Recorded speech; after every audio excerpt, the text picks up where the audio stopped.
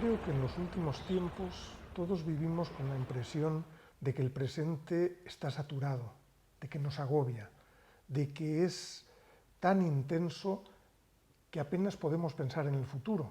O bueno, sí, pero en un futuro que medimos en días, en semanas o como mucho en meses.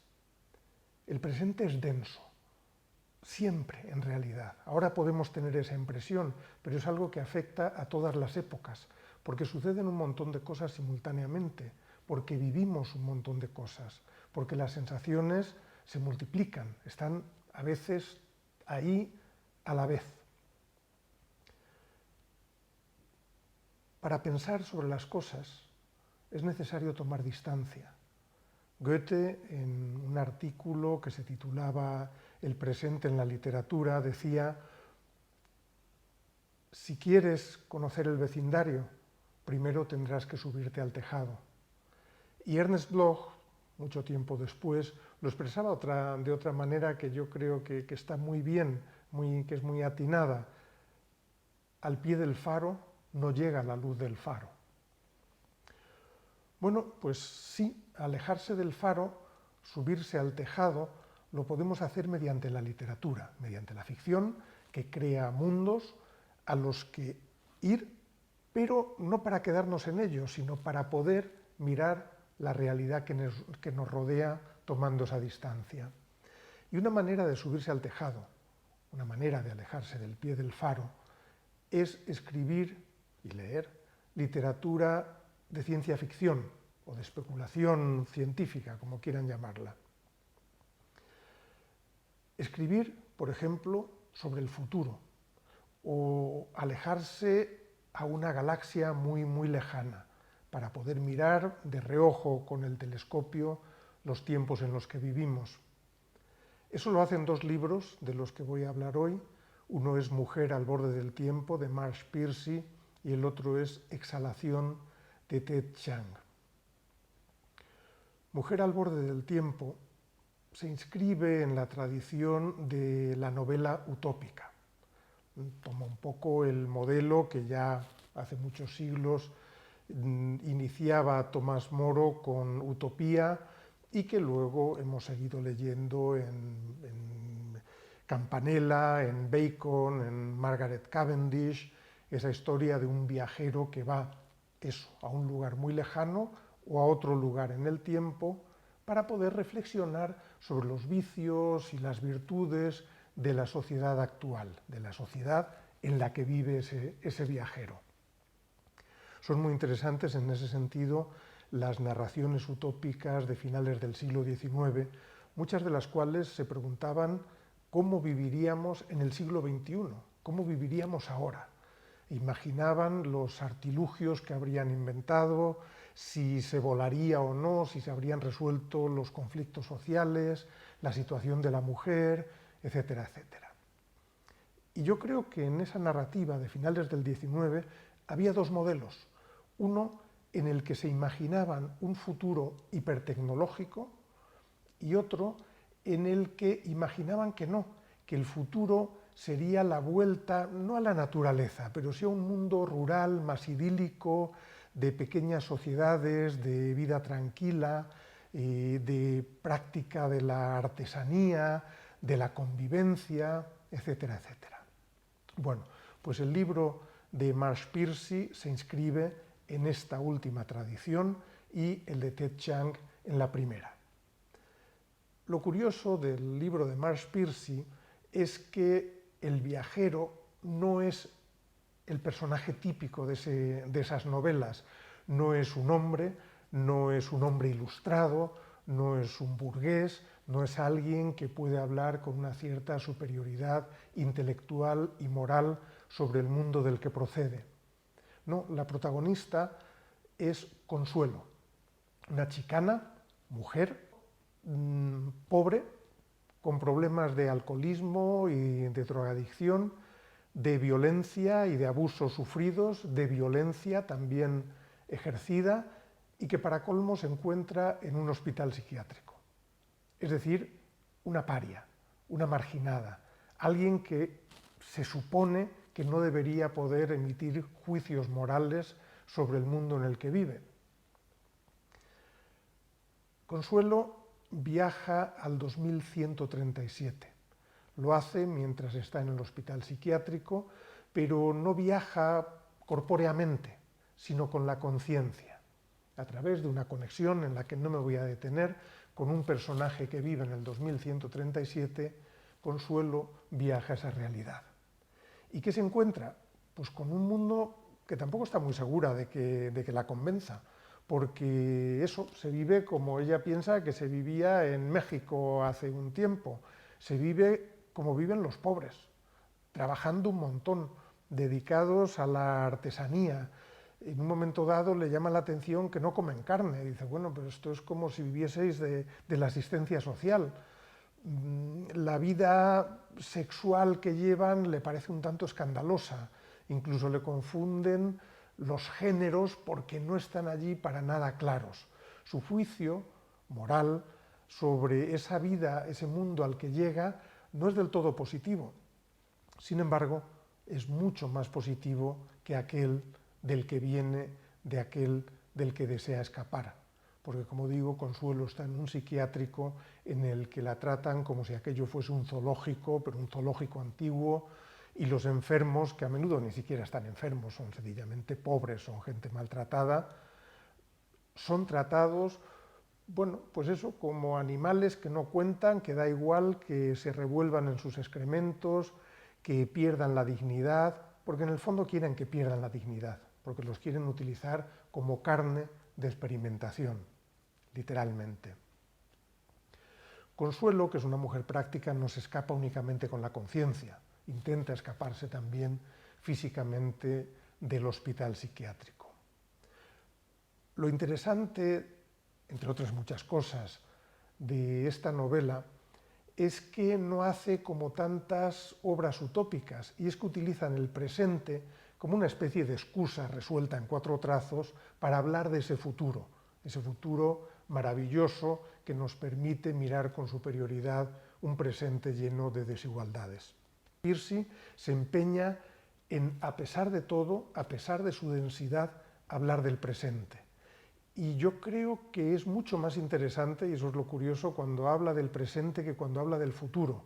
Porque en el futuro, bueno, pues mantiene toda una serie de tópicos, si me permitís que lo diga así, mientras que el presente tiene una intensidad brutal. Cuando muestra los abusos, los intentos de Consuelo de escapar a ese destino de clase y de raza, la violencia de la que está rodeada, la frustración, la brutalidad del sistema, todo eso está trazado de una manera que no puede de verdad dejar indiferente a quien lea esta novela. El futuro pues nos parece un poco más tópico, como que ya lo hemos leído alguna vez, aunque también es verdad que lo que hace es reflejar, y eso también es muy interesante, los ideales de la época en la que se escribe el libro.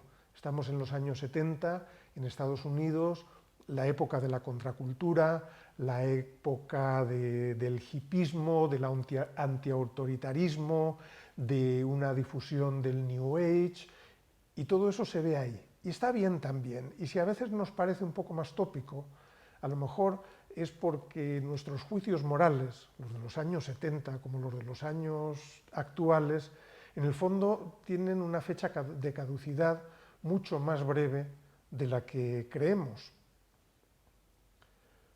Mujer al borde del tiempo, entonces, es una ficción utópica que nos lleva a un futuro en el que hay tecnologías que desconocemos hoy, pero en el que la vida, en el fondo, es una vida rural casi idílica. El libro de Ted Chiang es muy distinto. El libro de Ted Chiang, Exhalación, es una serie de relatos, la mayoría de ellos situados en el futuro o en un espacio-tiempo que no está muy claro, y ahí sí es un mundo, estamos ante un mundo hipertecnológico. El presente, además, desde el que se escribe el libro, prácticamente no existe, no interesa. Solo viajamos a esos lugares, los protagonistas viven allí.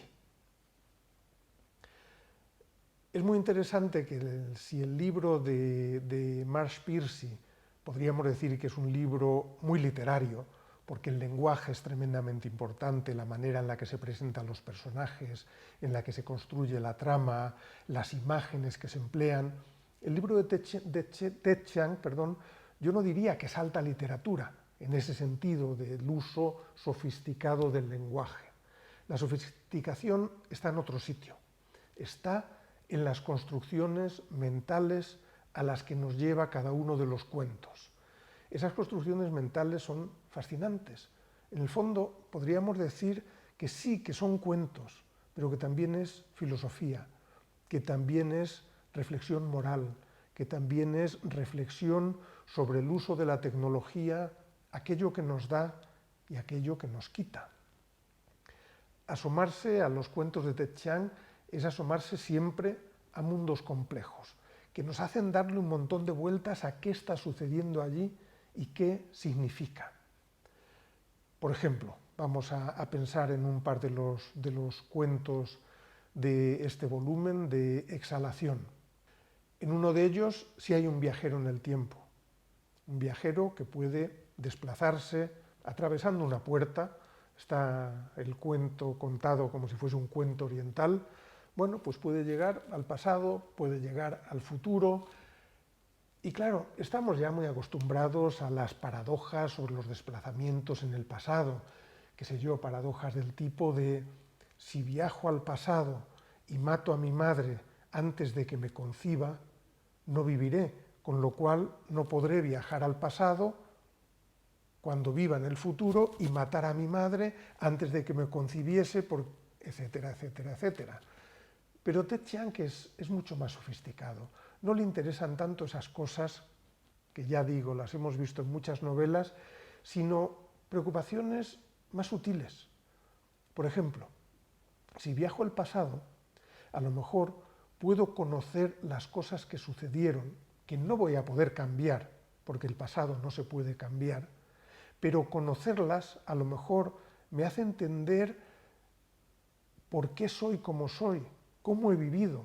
A lo mejor sí he vivido de manera equivocada, si entendí mal las cosas entonces.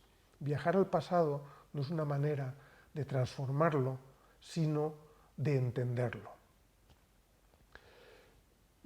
Hay un montón de relatos de Ted Chiang que tienen que ver con esa forma de especulación del qué pasaría si pudiésemos hacer tal o cual cosa. En uno de los relatos, por ejemplo, hay una tecnología que es un prisma al que podemos asomarnos y podemos crear en él, una vez que nos asomamos, una especie de alter ego, un para-yo, lo llama Ted Chiang, y ese para-yo sigue viviendo. Vamos a decir, aunque no es exactamente eso, para entendernos, en otra dimensión. O más bien, incluso podemos crear varios para-yos que viven en otras dimensiones. Y la pregunta es muy interesante y es una pregunta que nos hemos planteado todos en alguna vez. ¿Qué sucedería si yo no hubiese tomado tal decisión? Si no hubiese decidido casarme, si no hubiese decidido dejar este trabajo y aceptar tal otro, si no hubiese decidido emigrar, ¿cuál habría sido mi vida? Yo creo que eso es algo que nos hemos preguntado todos en algún momento. Bueno, pues en el relato de Chiang, esos para-yos siguen viviendo y en un momento dado podemos consultar, o los personajes pueden consultar, cómo han sido esas vidas.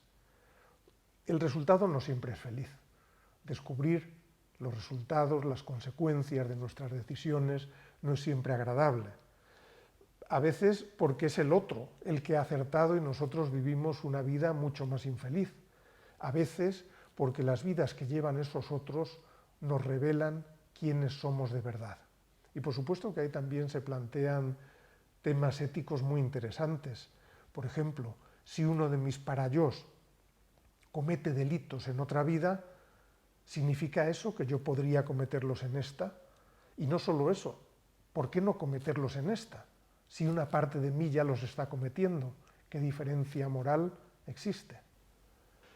En definitiva, los cuentos de Chiang están todo el tiempo dándoles vueltas a ese tipo de temas éticos, filosóficos. ¿Qué significa para el ser humano que haya toda una serie de cambios en la tecnología que a su vez cambien nuestra manera de percibir el mundo y de estar en él? Resulta fascinante. Vaya, qué inoportunos. No os vayáis, ahora mismo vuelvo.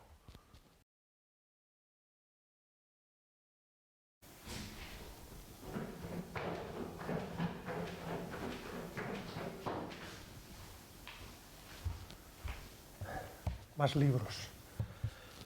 Vicente Luis Mora, Centro Europa, Mónica Ojeda, Las voladoras, Las horas bajas, de Xandru Fernández, Un amor, de Sara Mesa. Hablaremos de ellos en otra ocasión.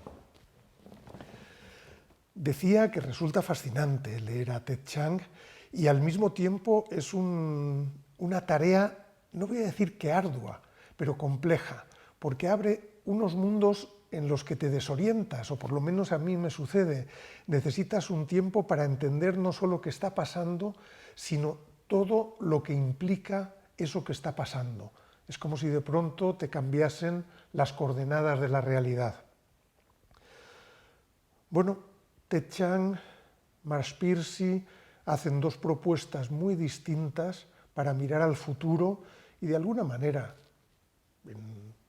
que no es la misma en los dos, como dije antes, de asomarse al presente, de pensar sobre él, y si me diesen o si me preguntasen cuál de los dos libros prefiero, si tuviese que elegir uno, la verdad es que no sabría hacerlo, porque los dos aportan cosas muy distintas, los dos me han interesado muchísimo por motivos diferentes, así que lo único que puedo hacer es recomendarlos, deciros que merece la pena leerlos y bueno, que decidáis vosotros y vosotras cuál de los dos enfoques es aquel que os interesa más, o a lo mejor os sucede lo mismo que a mí, que os interesan los dos. Hasta pronto.